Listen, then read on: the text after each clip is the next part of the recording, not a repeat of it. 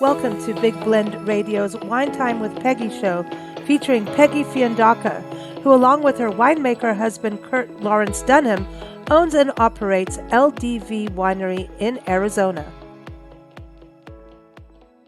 So I know Peggy and her husband Curt's winery, LDV Winery, is located in Arizona. So the vineyard itself is actually in southeast Arizona, just outside of Wilcox, but their tasting room is in Scottsdale.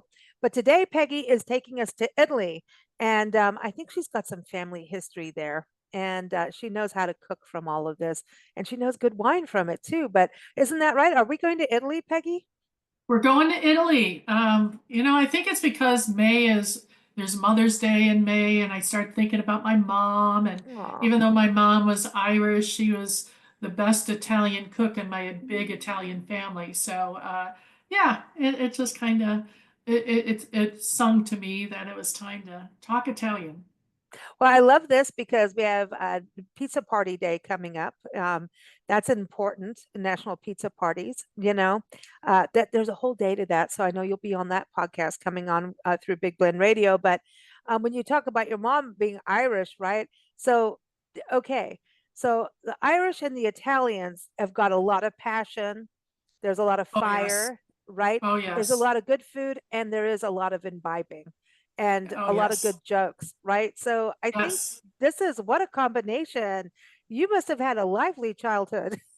Oh my goodness, yes. And being the middle child, I had to be the kind of the facilitator of the dialogue because it got very loud around the kitchen table and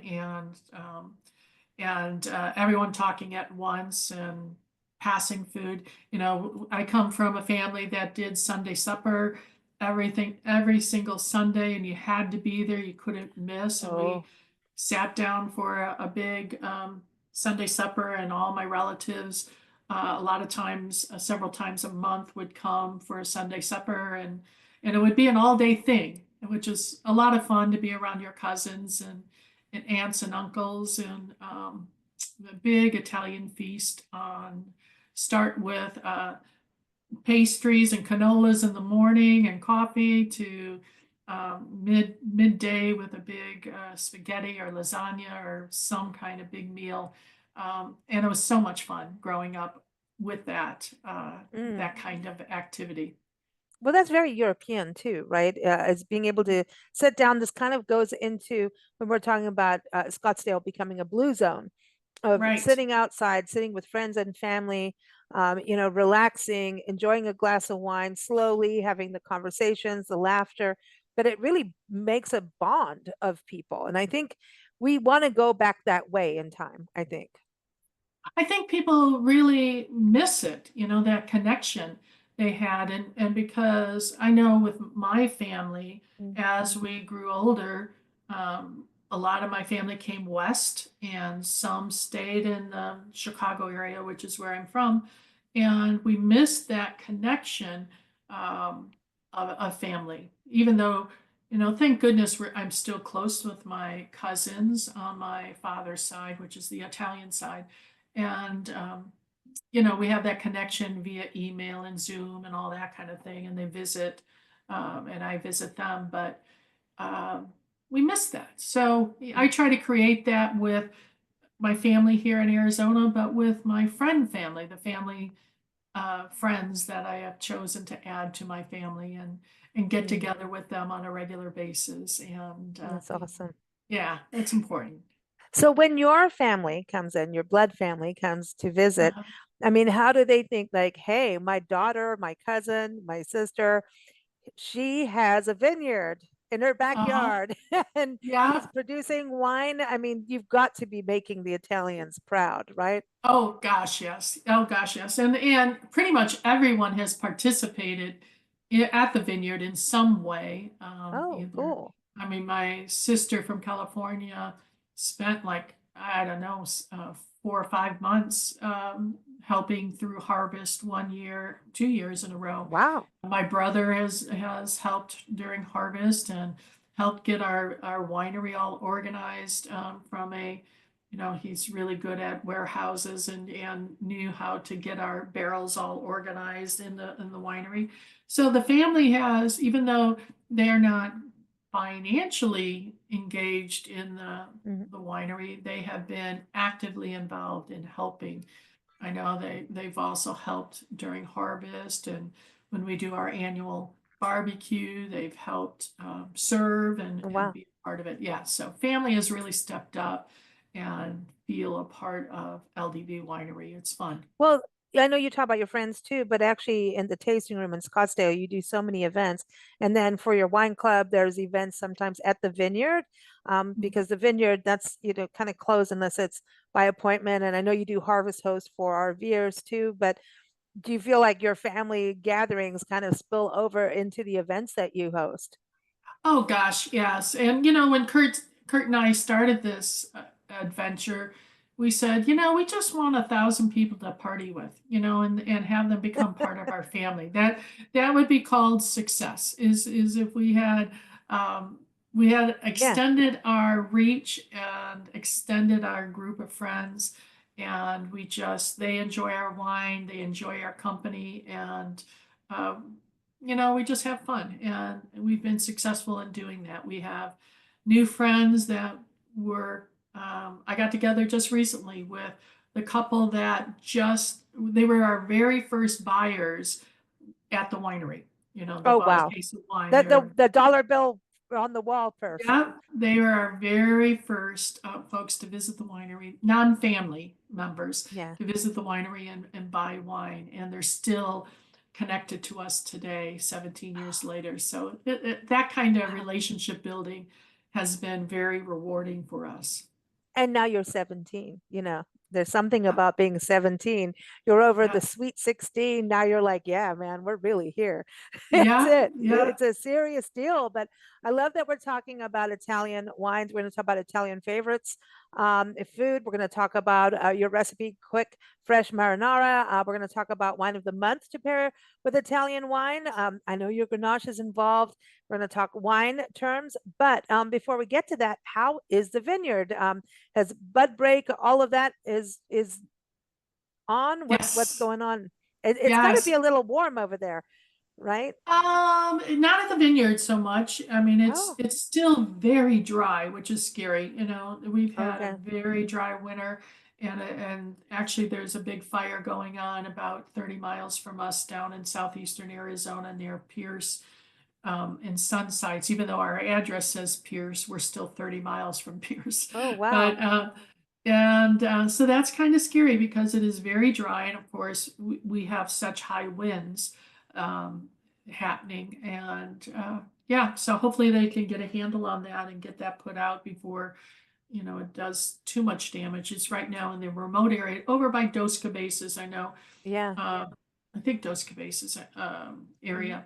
But anyways, yeah, but the vineyard is beautiful this time of year. We have a lot of growth starting in the vineyard, and it looks absolutely beautiful. What's happening is, it's developing little tiny little buds that will then pop, and they'll basically open up for pollination. And of course, wine grapes Mhm. are self-pollinating, so they don't depend on bees or anyone else And you to. don't want bees, right?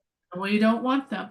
So they will flower in mid-May.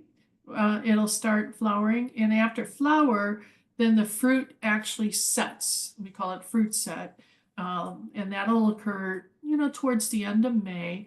And that is what's important about that. It will help us predict what kind of crop set we might get, or crop load that we might get. We'll start understanding the size of each of the clusters of all the different varietals, and we can actually predict maybe how much, if everything went perfectly through the Hmm. growing season, how much we're going to be harvesting this coming Okay. year. So this time of year, I think we're, knock on wood, I don't have any wood to knock on, but um, I got my is head.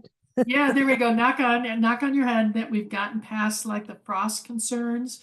We do worry about the high winds blowing out the Mm. flowers, before pollination, but I think Mm. we're past the real serious weather problems in the vineyard, but it's really beautiful. Field looks, I haven't seen it because I haven't been able to get down there, but Curt says that the field looks better than any other year that he's ever seen. Oh, that's nice. That's Yeah, exciting. So we're it's very got some excited about it.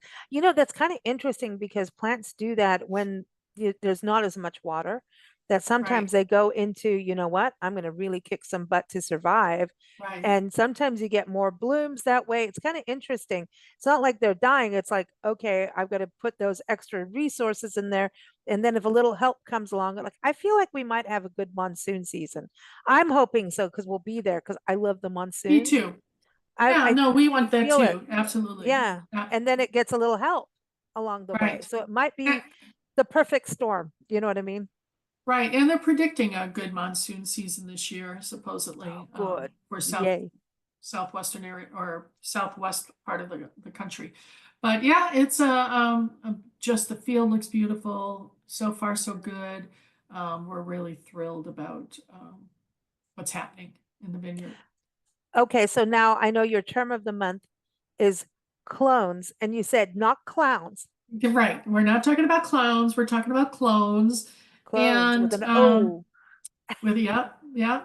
It's the reproduction process. I thought it was probably a great thing to talk about because of Yeah. what's going on in the vineyard. And a clone is that reproductive process that creates the identical, basically, copy of the parent. And it's different than hybrids, like hybrid roses. Hmm. Cloning doesn't require two parents because it self-pollinates basically. So it's And a single parent plant. Yeah. yeah, exactly, exactly. It does its own thing. It's a latchkey. No, latchkey kids on the vine. Yeah. Yeah, and so what we do is, American grape clone is grafted on American rootstock, basically. And so the Okay. clone is like the Syrah or the Grenache or the Hmm. Viognier or the grape variety. And then the rootstock, of course, is geared to wherever you're located. So so we carefully pick that clone, the variety, not only the variety, but the type of clone, because it will produce different crop size. It can create a different berry size. It can create when it matures. So the Oh, time, okay. yep, a time of bud or flowering or ripening can be different depending on the clone. It can it has a different vigor of the canopy, depending on what the Okay. clone might be, and also the water amount. So some are more drought resistant, some need cold. So you have to be careful in picking your clones to really mirror your terroir of your location, as well as Mm. the rootstock. We've talked about that. And then also the types of clones might impact the flavor of the wine that you're making from it. Mm. So certain clones might have a higher acidity level, even though they're all, let's say, Grenache, but depending on what the clone is, it might Okay. be different acidity level, different tannin levels, sugar levels, the pH might be different. The fruitiness of that clone might Mm. be different. The intensity of the color might even be different. So do you get So, like information when you choose your clone? Like correct, here's the profile, like if you're buying a horse or something, correct, it's kind of like correct, this is absolutely. this is where it needs to be. This is the amount of sunlight it needs, and it's going to give you this kind of berry. Like here's your profile. Right, It's exactly.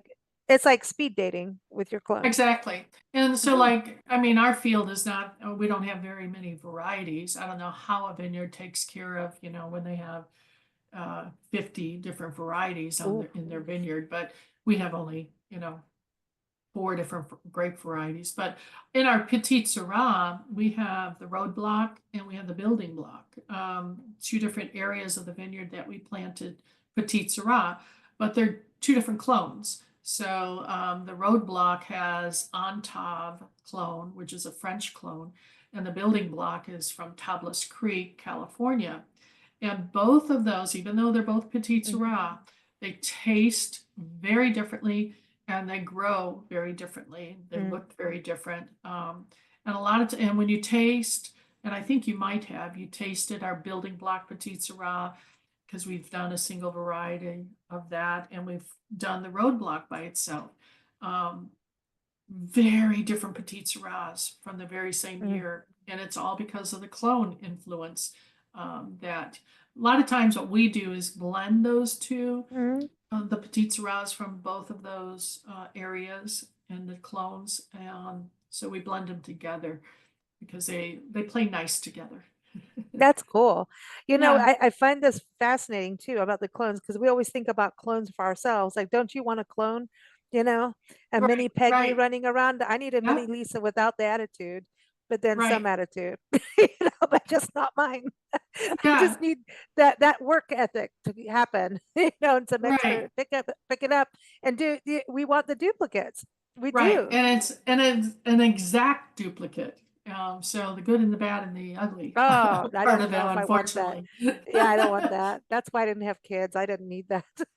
Yeah, Nancy's so maybe laughing you at want a me. hybrid, not a Yeah, clone. maybe. Yeah, maybe.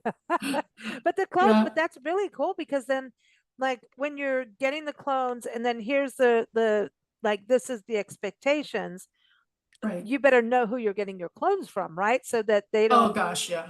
that's like important that you're getting quality and that it's not like, hey, we just, threw this together in our backyard and hopefully this works. Right, absolutely. And knowing your nursery, where you're getting when you're getting your grape stock, a lot of Hmm. wineries are um, now using their own plants and doing their own cloning of their vines. And we have not done that, but that's very common Oh, um, makes sense. to Yeah. do that. Yep. Uh-huh. And but we have not done that. So, Mm.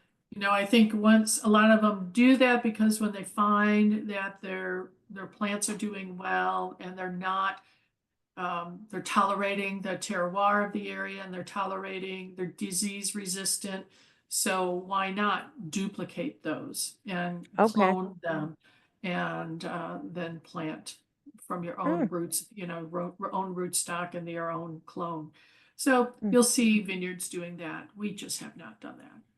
Okay, so when you're buying the clones, are you getting like, because I just feel like you're getting the scientific sheet that I would never be able to understand. Like Curt gets to be the scientist in the winery there, which is cool. The mad scientist, Willy Wonka with the Right, wine instead of the right, chocolate. Peggy will bring the chocolate though, y'all. right. She knows how to cook. So this is a good balance here. But he does make killer brownies. Um, with the clones, does this tap into DNA of the plant? Like, do you get like Yeah, DNA, like genetics? Are we really looking at that absolutely. side now? I know we've been on talking about AI and how it does help in agriculture, even with water and pests and all kinds of things. But has it gone to that level of that ancestry.com has hung out with your clones? Absolutely, that's critical because if you are getting a clone and it has had, say, some kind of disease in its genetics, it will duplicate that and you'll have it, even though maybe your location isn't prone to that. But if your clone had some kind of not as strong genetics in terms of disease resistance, it can be problematic. So, yeah, it's very important. The DNA Mm, of not only the rootstock, but the DNA of the grape variety and the clone. mm. So, So yeah, today's show is really about family. Okay. exactly, right? But it is. This is like we've come full circle on the family moment here. Yeah, So let's go to the Italian wines because I know you say your Grenache is going into that, but when we look at Italian wines, what are we looking for? Because we know there's different regions, right? correct. But yeah, tell us a little bit about what if someone's going, hey, I'm going to do an Italian party, what should I have to serve for wine? What's so great about Italy and Sicily is that it's so vast and so diverse in terms of varieties that they grow, as well as it's the largest wine producer and exporter of wine in the world. And What? so, Oh, yeah, you so have, France, I always thought France was at the top for some reason. well, it's much bigger in Italy. And of course, our wines or our grapes are Rhone varietals, so we don't have Italian varietals. But in Arizona, we can grow some Italian varietals, and many of the wineries in Arizona do that.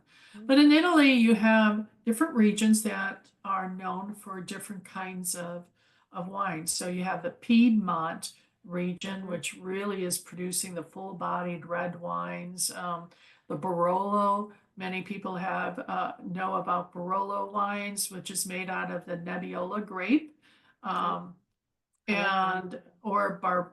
I think it's pronounced Barbares. Barbera. Bar.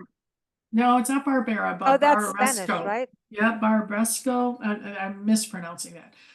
Also made from the Nebbiolo grape. So they're really big, full-bodied, wonderful wines, Mm, and everyone goes to Tuscany and, of course, gets a Chianti Classico, which is very popular, which is another red wine from that region. And it's produced primarily from the Sangiovese grape, which is mm, one of the grape or the wine of the month that I wanted to talk to you about. Because in Italy, the Sangiovese grape is used in a lot of the blends and is highly regarded, like the Brunello di Montalcino is Sangiovese, primarily in okay. that wine. But you have like Sicily, and it's producing incredible wines, and of course those are And on good volcanic. pizza. And of Sorry. course, yeah, Sorry, had to. and they're producing both red and white wines, and they're in volcanic soils, obviously with Mount Oh, Etna, and like us yeah, I was gonna say that's your in LDV. connection. Right. So we also have volcanic soils, very similar. And so, and then, you have the Pinot Grigio, and you have Oh, I didn't know it was from there. Huh. yeah, no, and you have I know I'm going to mispronounce this, Friulano, which is also known as Sauvignon Blanc. And that's from the same area that you see a lot of Pinot Grigio in Italy being produced. So, yeah, the grapes that they have, the Sangiovese, the Nebbiolo, the Barbera, Primitivo, those are common grape varietals, red grape varieties that are grown in Italy, producing incredible wines, either single varietal or mostly blends. And then whites, you have the Pinot Grigio, the Pinot Bianco, and the Mm, Friulano kind of grapes growing there that are producing incredible crisp white mm. wines.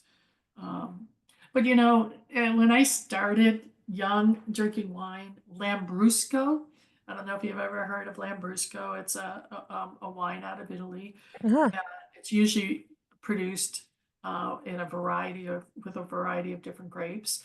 And that, um, when we drank it as young high schoolers or college, let's say college, college age, it was a much sweeter wine that we found in Lambrusco today.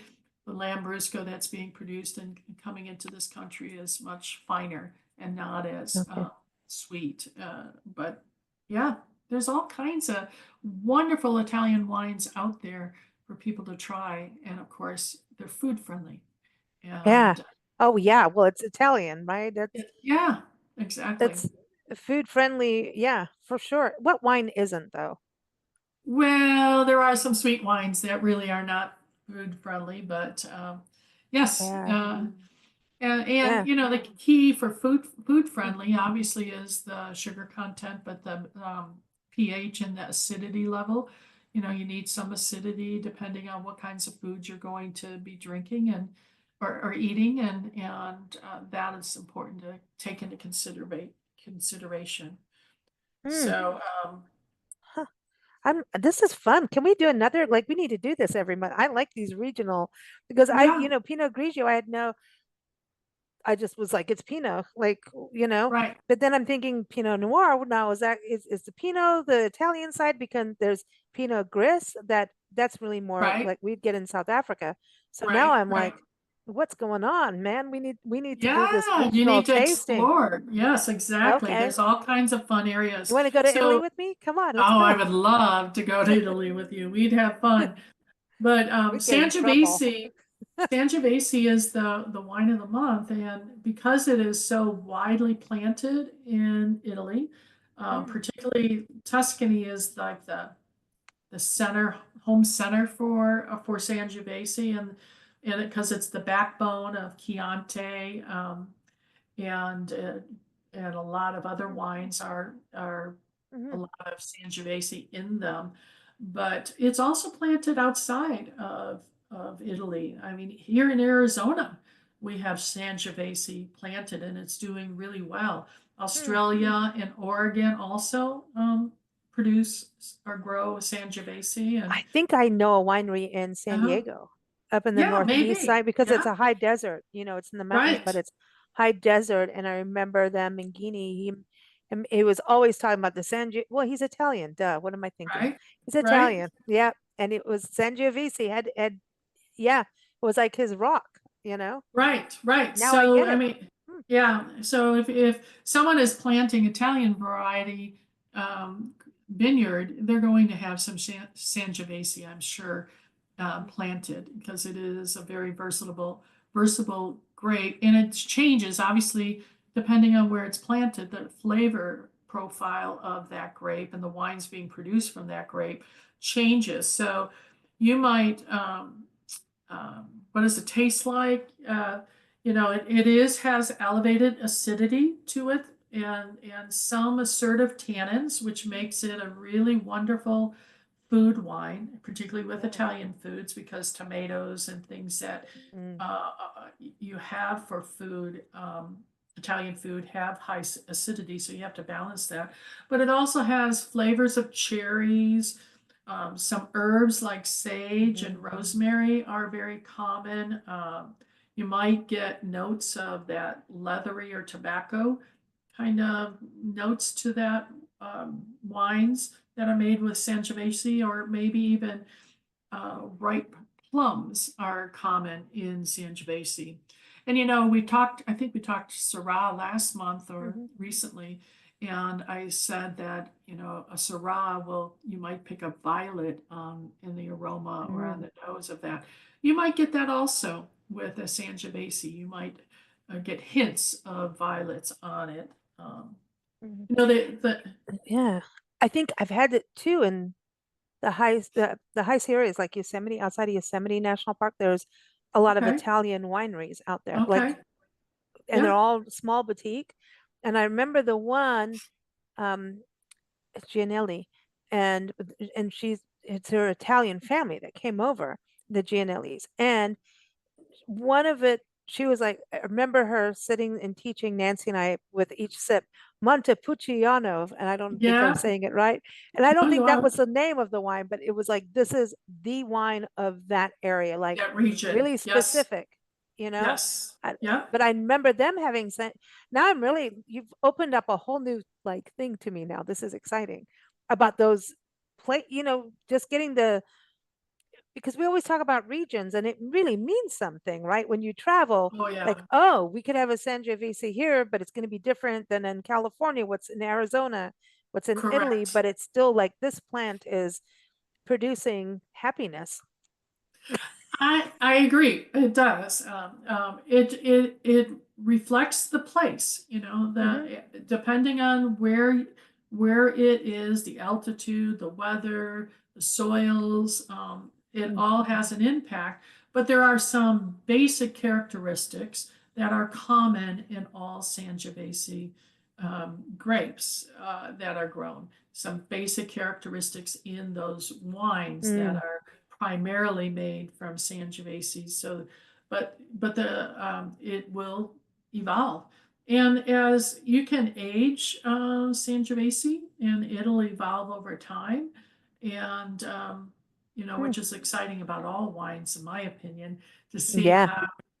see how they evolve and change over I time, can't, which is exciting. yeah, the Viognier. I want to go back now to the Viognier again, right? Because it's been Yeah, another few months, just like how does that go after a yeah, while, that's that like, ooh, let's try it now. Let's try and see where it is. right, I'm starting to learn that about breads, dough, how dough changes with time.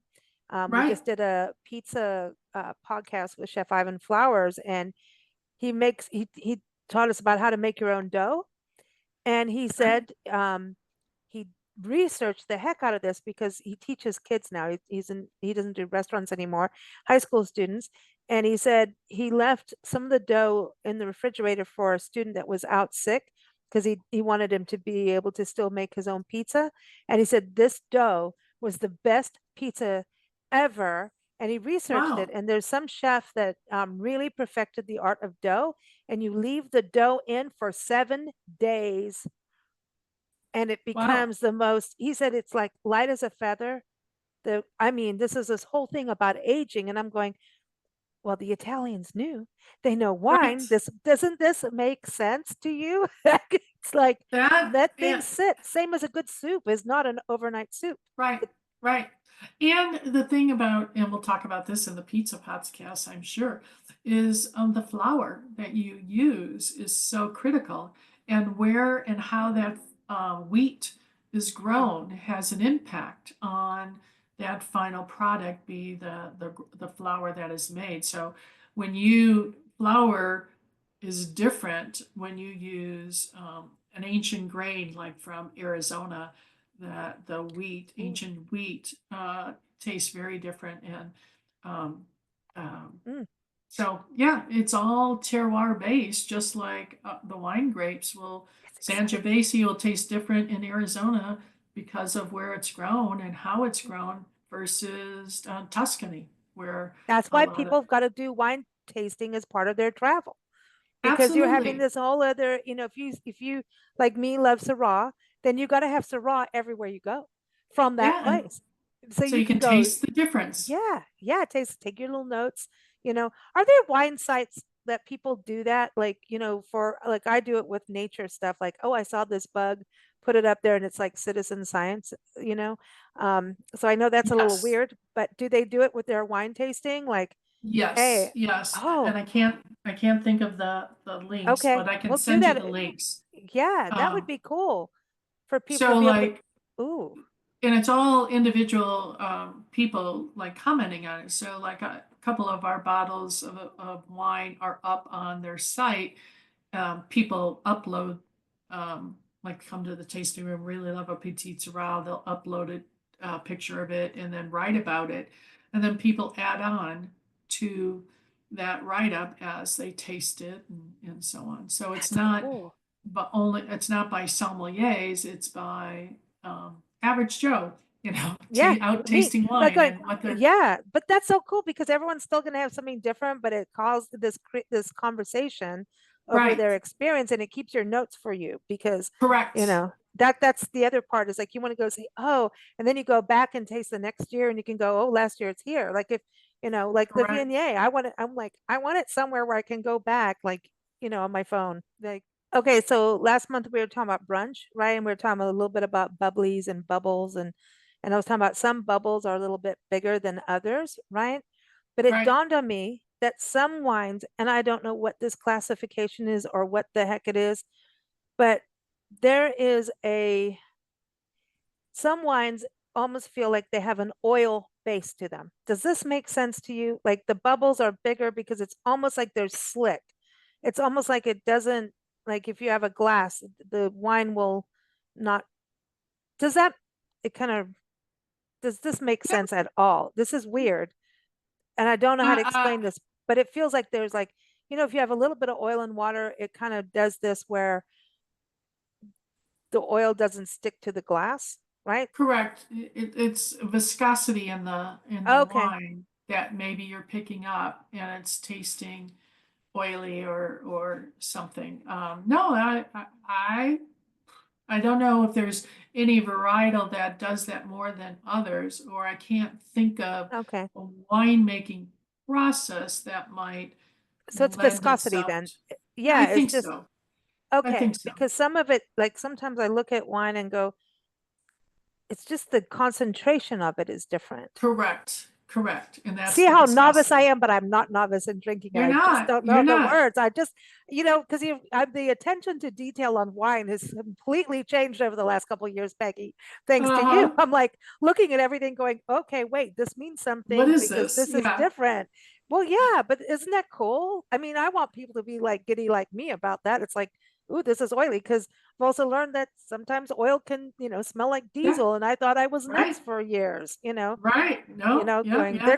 they're gonna shut me out of the winery when I go tasting. You need to not say anything. But now that's the thing. I want people to be like me to go, like, what is this? My Have nuts. fun. Yes, Yeah. exactly. Have that experience. It's not, we're not about just drink wine and get drunk. That's not what this is about. Mm-mm. It's about the passion of the winemaker coming out in that bottle of wine and helping you experience that Mm. wine through the bottle that was made, and pick out the nuances, just like a great meal. I don't understand when, spend 5 hours making this incredible meal and someone eats it in, 10 seconds and it's gone. No, experience the vegetables and the fruits and how that sauce was made, and all the details. It just creates an experience in your mouth, and Mm-hmm. an experience that you're sharing with people you love, and take the time. Yeah. Yeah, no, no. And that's the thing is like just enjoy like that. And the color of the wine that I'm talking about was almost like tawny. Uh-huh, uh-huh, uh-huh. So it That's was very like, common. okay. Like, like in my Grenache, we've talked about the Grenache because of our altitude, and because of the thin skins of a Grenache grape, it gets sunburned, from the intensity of the sun, not the heat of the sun, but the intensity of the sun at the 5,000 foot elevation.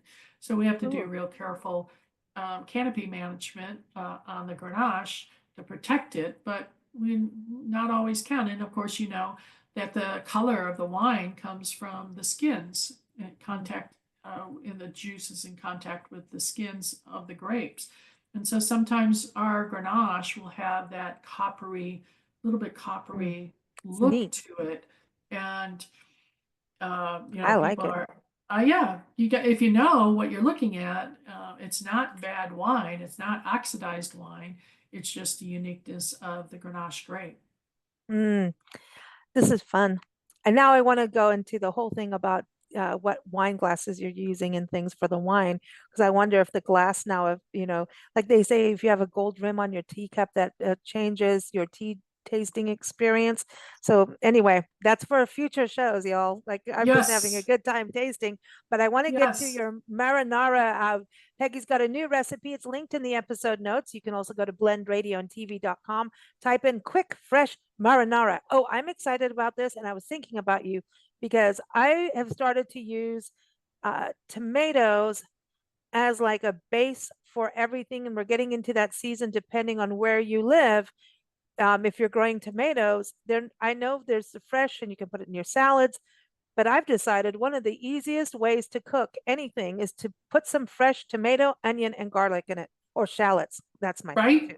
Right. Yeah. Everything. No, I'm everything becoming tastes great with Italian. that. Yeah. I You am. just got to get some basil in there. Yeah. No, everything is great. Yeah, our garden is going gangbusters here Ooh. in the Phoenix area where we have a big Mm. garden, and the tomatoes are just getting huge. And I'm watching them every day, so we get them and not the birds. So yeah, tomatoes, fresh tomatoes. Mm. You can do a lot with fresh tomatoes, garlic, olive oil, and thyme, a little Mm. salt and pepper, and you can Ooh. just about anything with that. But I did yeah, it with this. sausage. I use that as sausage. Oh, I made sure. the base and then I crumbled up the sausage and cooked that into it. And yeah. Mm. Correct. So, I do, like, if I'm doing Sunday supper and I'm doing a Mm. sauce, I might cook that all day. So that's not this. This is a really quick, fresh marinara. and it's not intended to be um, sauteed all day long on the stove. This is, I love to use fresh tomatoes, but if you can't use fresh tomatoes, then, get good tomatoes. Get the Marzano plum tomatoes. Spend Oh, a little bit more because, you should care what goes into your body. mm, And I would recommend the San Marzano plum tomatoes. And you want to puree them, but your hands are the best tools, particularly to really get in there and smash up those plum tomatoes, yeah, for this recipe. And you want to get a good Chianti, since you're making an Italian wine or Italian sauce. You might want to use a Chianti, which is made with that mm, Sangiovese, or any robust red wine, or our Petit Syrah. If you have some mm. Petit Syrah, use that, or a Zinfandel, not a sweet Zinfandel, a true red Zinfandel would be great for this. But simple: chopped onion, white yellow onion, garlic minced. Another trick with garlic, if you don't want to chop it and mince it, is use a grater and grate it like a rask, Yeah. that you use for cheeses and things like that. Use that for your garlic, because you don't want big pieces of garlic in this. You want those tomatoes. You want flat leaf parsley for Mm, this. You want little pepper flakes. Add as much or as little as you want. Obviously, fresh basil on this. So you want to chop that mm, basil and a bay leaf and a little salt and pepper, and you let it cook on the stove for a little bit and serve it in a zillion different ways. You yeah. can put it over some chopped zucchini that you sauteed, or put it on some eggplant. Stuffed If you mushrooms. Mm. stuffed mushrooms, if you sauteed some chicken with in oregano, just put this over top of that. Oh, did you say saute some chicken and oregano? Oh, Yeah, Peggy. yeah, and Mm. then What about put your raviolis? raviolis. Absolutely. If you can't make raviolis, they have some wonderful frozen Mm. raviolis that you just pull them out and cook Is them it too up. soupy to do on pizza, your own homemade pizza? Too soupy? No, I mean, I would maybe we do our pizza sauce a little bit differently Mm. than this marinara. So mm, I wouldn't put all those kinds of herbs with my pizza sauce necessarily, but, and we could talk about that at the pizza. We're gonna have a pizza party, y'all. Yep, that's At the gonna be pizza party, yep. yep. Uh, Come on, it's a National Pizza Party Day, and I'm like, hello. And then it was also National Barbecue Day or Brisket Day, and I thought this is competing, but pizza wow, wins. Pizza wins.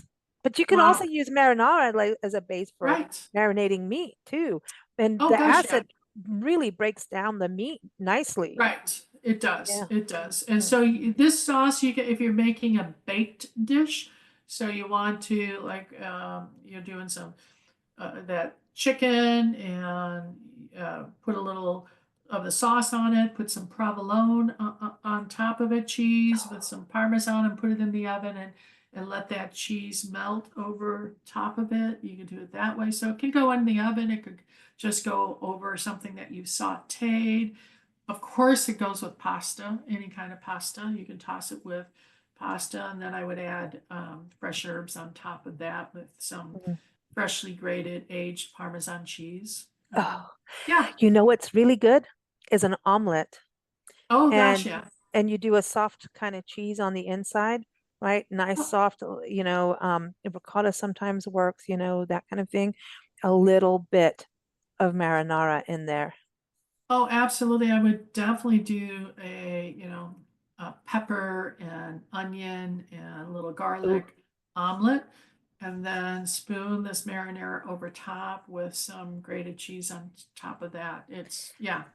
okay. It's almost dinner time here. I'm just saying, like a little hungry, Yeah. and I don't eat fresh tomatoes like I do if it's in a salad, I can do it. But when it comes to tomato sauces, I'm like salsa to marinara. Oh, yes, please. And it's also saves you if you messed up a meal, just put the marinara on top. And if you don't have a lot of time, that's why it's called Yeah, quick, we fresh like that. marinara.